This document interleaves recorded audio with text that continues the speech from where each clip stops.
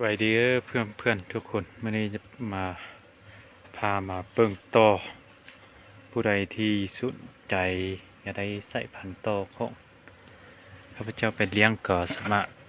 จับจองหรือว่ามาซื้อเอาเลยคำว่าผู้ใดที่ว่าสามารถเอาไปเกลือตอนยังน้อยให้ยังน้อยนี่ราคาก็เอาขายนิดนึงสำหรับตัวนี้กล89กับเบอร์6คือในนี้ตัวเขียน 2.5 นี่มันราคาเด้อราคาเต็มช่วงที่ตัวโตหันใหญ่เต็มออกอันตัวลูกหัน10 ลูกเลยราคาจะตัวนี้กลนี่จะให้ราคา2.5 ล้านได้แต่ว่าตอนนี้ก็คำว่าผู้ใดมาซื้อตอนนี้ก็ราคาก็ขายนิดนึงราคาก็ถึกลงนิดนึงงามเด้อหังนี้เนี่ยไปเบิ่งนำกันเด้อ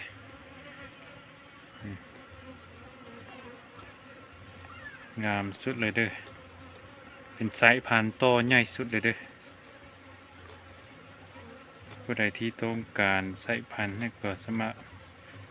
สายพันธุ์โตนี้ก็สามารถมาซื้อได้นำเลยงามสุดเด้อห่างนี้นะหุ้มมัว3 ลูกละนี่งามสุดเด้อตัวนี้นะโกนนี่เป็นโกนเบอร์89สีราคามันอยู่2.5 ล้านได้ราคาเต็มช่วงเขาว่ามันมีลูก60 ลูกแล้วก็ราคาจะขึ้นอันนั้นแต่ว่าช่วงนี้ราคาจะบ่แพงปานใดเด้อจะพาไปเบิ่งโกนเบอร์6เนาะไปเบิ่งว่ามันงามส่ำใดเนาะ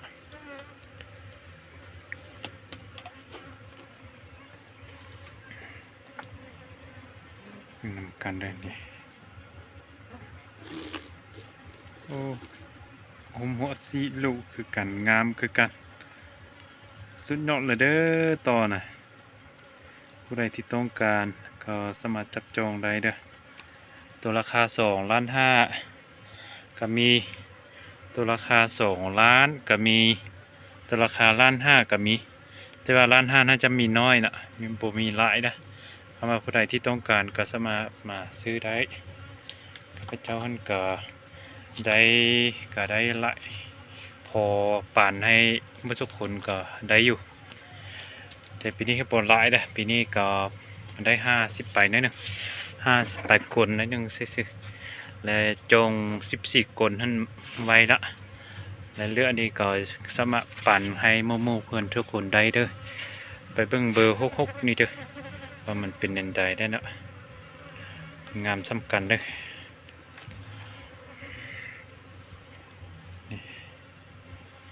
ความงามของตอนี่เลยงามสุดๆเลยผู้ใดที่ต้องการก็สามารถมาจับจองมาซื้อได้เด้อเป็นสายพานต่อที่ดีสุดเลยเด้อนี่นะเป็นคุมเอกปี2024ถือว่าได้กับโบไลปันใดแต่ว่าคำว่าต่อธรรมดานี่ก็คือที่เป็นเอกละแต่คำว่าเทียบใส่ต่อคงไอ้น้องเวียดนั้นกับบ่ท่อของเขาแต่บ้านเฮาเสียงคว้างเฮานี่ก็เป็นคุมเอกและได้สายพันธุ์นี้เป็นสายพันธุ์นั้นเลยคำว่าผู้ใดต้องการก็สามารถมาซื้อมาจับจองซื้อได้นำเลยเบอร์39เด้อไปเบิ่งว่าเป็นยังไงก่อนนี้ยังบ่ทันมากแต่ว่างามสุดเลยเด้อผู้ใดที่อยากได้ก็สามารถจับจองได้เด้อก่อนนี้นะก่อนนี้ก็งามสุดๆเลยเด้อเพื่อนสหายเพื่อทุกคนผู้ใดที่อยากได้ก็สามารถมาจับจองได้เด้อเบอร์39ต่อไปจะไปเบิ่งเบอร์19นะ19สีไปเบิ่งว่าเบอร์19สีนี้เป็นอะไรงามเนี่ยได้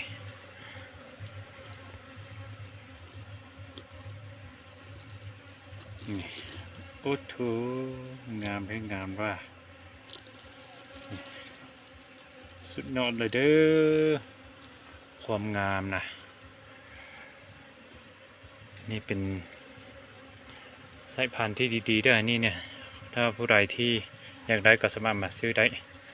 มาไว้ได้มาซาแล้วก็มืดแล้วก็บ่ได้สายพันธุ์ของข้าพเจ้าไปเลี้ยงเลยไปเบิ่งคูณนี้คูณ289โอ้โหงามคือกันเป๊ะเลยเด้อ289A นี่ก็งามสุดๆเลยคำว่าผู้ใดที่ต้องการก็สามารถมาซื้อได้เด้อนี่นะงามสุดแล้วไปเบิ่งทางนี้ไปเบิ่งตัวนี่เด้อราคาก็คือกันเด้อราคาก็2,500,000คือกันคำว่าเวลาใหญ่เต็มผู้ใดไม่นางออกมานอกแล้วไปเบิ่งเลย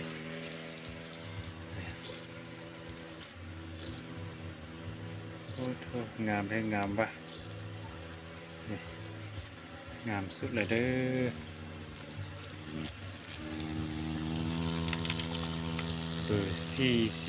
49สีงามสุดๆเลยคำว่าผู้ใดที่ว่าต้องการก็สามารถมาจับจองมาซื้อได้เด้อ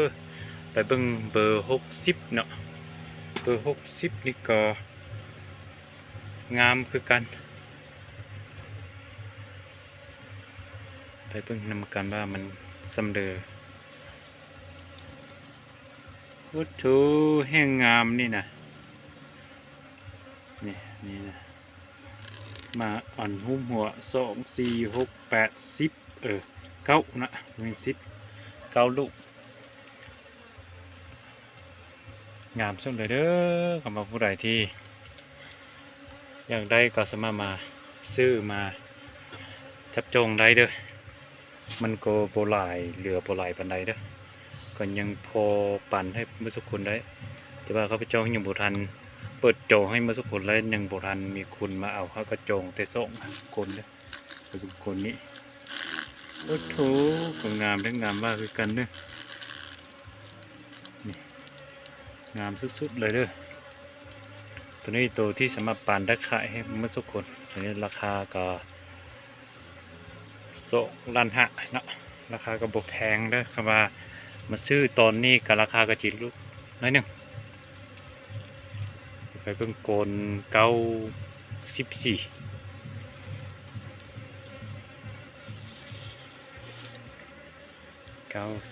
เด้อเพิ่งนี่ผมงามนี่สุดเลยเด้อนี่โอ้โหงามได้งามว่ะมันมีตะนั่งนี่บุจะเห็นดีปันใดเด้อแต่ว่าความงามงามสุดๆเลยว่าผู้ใดที่ต้องการก็สามารถมาจับจองได้เด้อที่เป็นต่อที่สามารถเกะไข่ได้ให้ไอ้น้องทุกคนเด้อไปเบิ่ง51นี่เด้อ51นี่งามสำใดเด้อ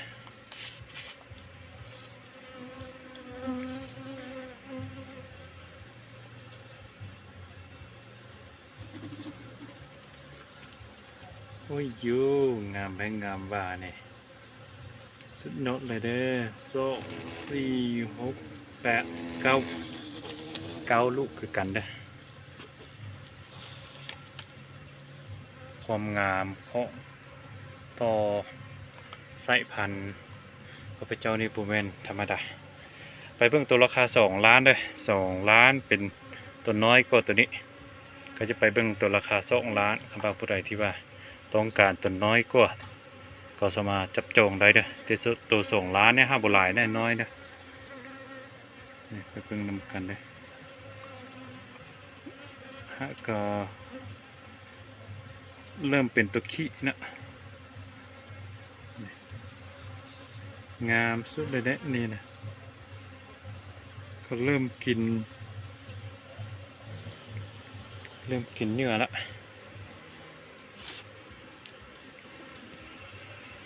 ไปเบิ่งโคนต่อไปโคนนี่ก็ ราคาก็2 ล้านคือกันเด้เบอร์75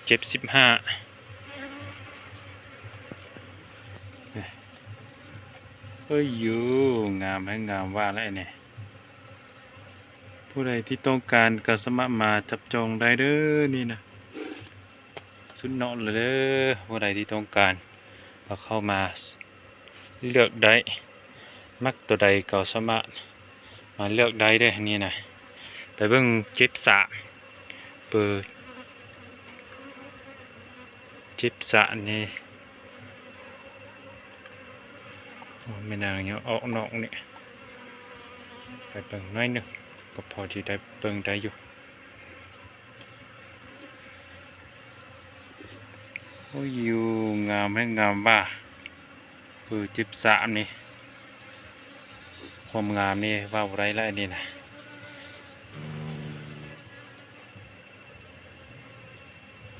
ไปเบิ่งเบอร์43เนาะเบอร์43มันว่ามันงามในใดเด้อนี่นะตัว43เนี่ยราคาจะขึ้นราคาจะโปรอยู่2 ล้านราคาตัวนี้43กับ73มันราคาจะแพงกว่าน้อยหนึงเลยนี่หุ้มหัว2 ลูกละโอ้งามได้งามป่ะใครที่ต้องการก็สามารถมาจับจองได้เด้อ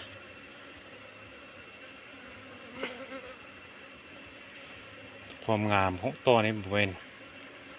ง่ายเลยงามสุดเลยแต่ว่าตัวนี้เป็นตัวราคาต่ำนิดหนึ่งตัวราคา1.5 ล้านก็มี